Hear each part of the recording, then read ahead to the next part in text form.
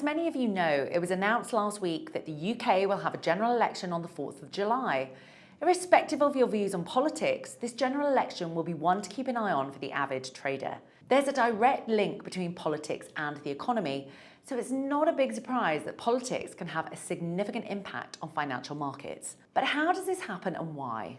Let's find out. An election can have a large impact on the financial markets.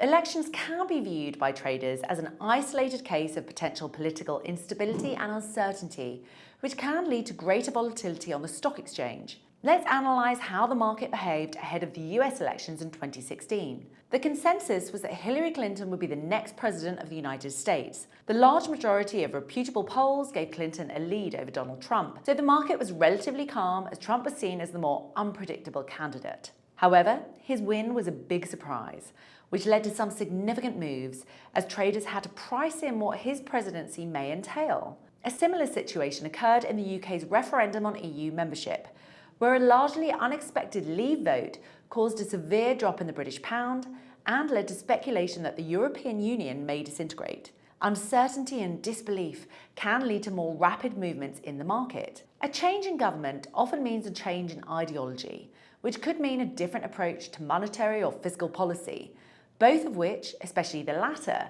can be big drivers for financial markets. The dollar surged after Trump won the election as the market expected a looser fiscal policy to force the Federal Reserve to raise interest rates. Generally speaking, many believe that the more a government spends, the more the economy might grow, which could lead to a rise in inflation. In such a situation, the country's central bank may decide to act by raising interest rates, which could support the currency. Additionally, many believe that political parties or individuals who are seen as more fiscally responsible or more concerned with promoting economic growth could boost both the stock market and the currency. So, in the case where a government that is seen as economy-friendly is in danger of losing its position of power, traders may react nervously and may sell the currency or stocks. As you can see, politics could have a big impact on the financial market.